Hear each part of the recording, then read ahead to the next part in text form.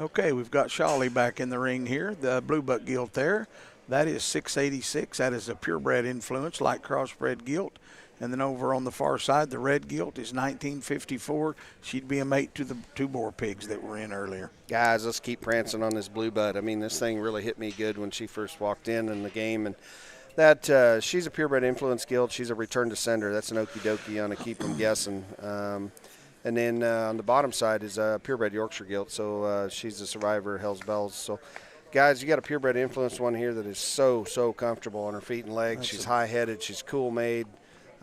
She's functional, and there's some muscle in that girl. There is. That's a big hip, big rear-ended one that still can go, and it stays straight. I mean, it stays straight and square when you go right behind her. Still real good looking and correct and plenty flexible and sound.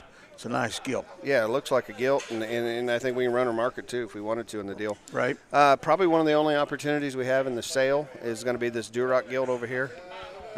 We don't have very many Junes, so that is a separate class. The 5-1 gilt, there was a pair of littermate Barras that were in there. If she'll grab that Duroc gilt, that's that Heartstopper, the Trogdon boar there at Canes on a masterpiece on a next chapter. Again, we saw a really big, powerful set of Barras. She's born on the 18th of June, so she'll be in a different class because we show by, age and weight. So she'll be able to go in those older classes and still have that big rib and that big mass to her. She's stout. That's good pedigree. Big bodied, loose made, flexible, heavy structured. I think her key term there is loose made. I mean, she's just very loose and comfortable as she kind of rolls and as she goes out here.